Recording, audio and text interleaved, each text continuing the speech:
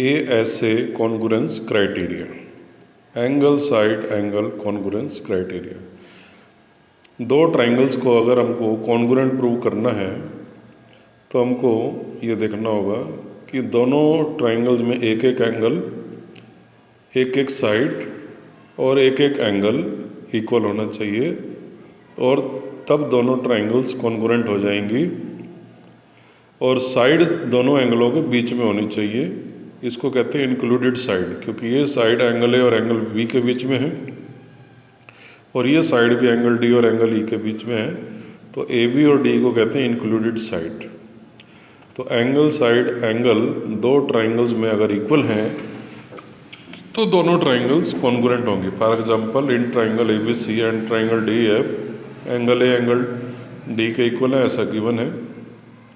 Side A B side D के equal है, given. Angle B angle E के equal है, गिवन। तो ये बन गया angle side angle, angle side angle. तब दोनों ट्राइंगल्स को हम कहते हैं कि ये कॉन्ग्रुएंट होंगे। Triangle A B C congruent triangle D E F, ASA congruence rule.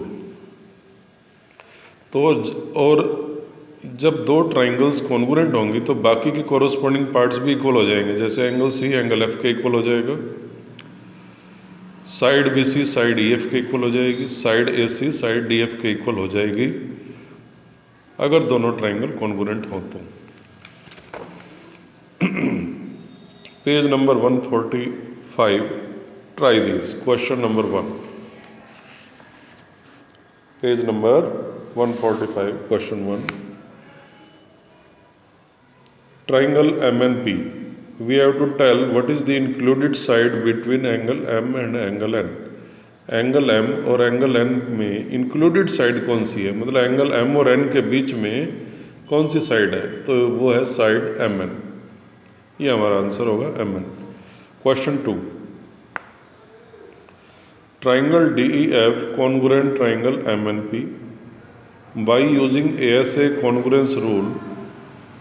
हमको ये बताना होगा कि थर्ड इन्फॉर्मेशन क्या हमको हमारे पास होनी चाहिए कि दोनों ट्राइंगल्स कॉन्ग्रुएंट हो जाएं by using ASA congruence rule. तो ये ट्राइंगल DEF का डायग्राम हमने बना लिया, ट्राइंगल MNP का डायग्राम बना लिया। गिवन ये है कि angle D equal to angle M, ऐसा गिवन है। एंगल F एंगल P के इक्वल है, गिवन। तो ASA रूल हमको लगाना है, उसके लिए हमारे पास थर्ड पार्ट क्या होना चाहिए, third corresponding part should be. अब देखो ये दोनों एंगल्स हैं, ये दोनों एंगल, ये दोनों एंगल। तो अगर हम ASA रूल लगा रहे हैं तो साइड दोनों एंगल्स के बीच में होनी चाहिए। तो दोनों एंगल्स के बीच की साइड है DF और MP। तो ये थर्ड इंफॉर्मेशन हमारे पास होनी चाहिए, DF इक्वल टू MP। तब ये दोनों ट्राइंगल्स हो जाएंगी कॉन्ग्रुएंट ASA कॉन्ग्रुएंस रूल के according. Question 3 part 1, triangle ABC triangle DEF। हमको ये बताना है दोनों ट्राइंगल्स ASA के अनुसार कॉन्ग्रुएंट हैं या नहीं है। In triangle CAB and triangle DEF angle A equal to angle F दोनों 40 डिग्री के हैं, given. Side AB equal to side EF दोनों 3.5 सेंटीमीटर हैं, given. Angle B equal to angle F दोनों 60 डिग्री के हैं, एंगल B और angle E ये आएगा 60 डिग्री, गिवन।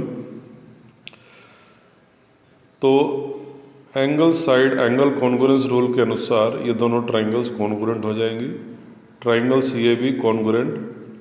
अब एंगल AF के इक्वल है तो यहाँ A सेकंड प्लेस पर है तो इधर F भी सेकंड प्लेस पर रहेगा। एंगल B एंगल E के इक्वल है, एंगल B थर्ड प्लेस पर है तो इधर भी E थर्ड प्लेस पर रहेगा।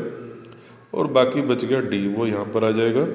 AB equal to EF, AB last two, EF last two. तो इस प्रकार से ट्राइंगल CAB कॉन्ग्रुएंट हो जाएगी triangle DFE। Question number 3 second part, triangle PQR and triangle DEF। इन दोनों ट्राइंगल्स में देखिए ये साइड पी आर है 3.3 सेंटीमीटर और ये साइड ई एफ है 3.5 centimetre.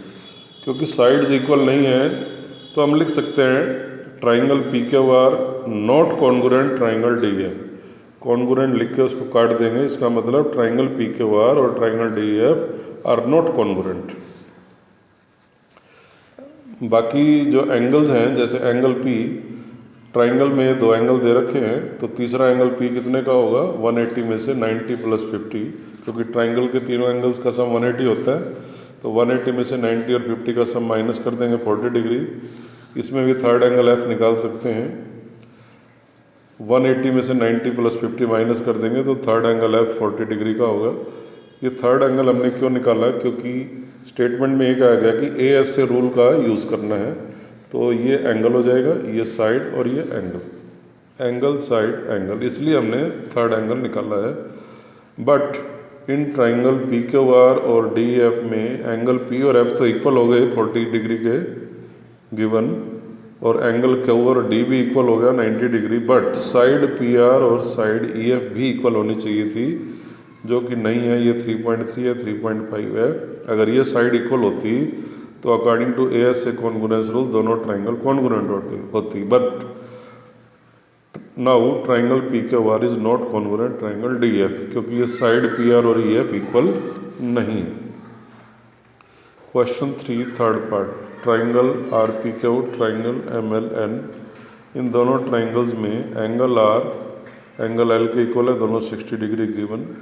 Side R Q equal to side L N, दोनों 6 सेंटीमीटर हैं।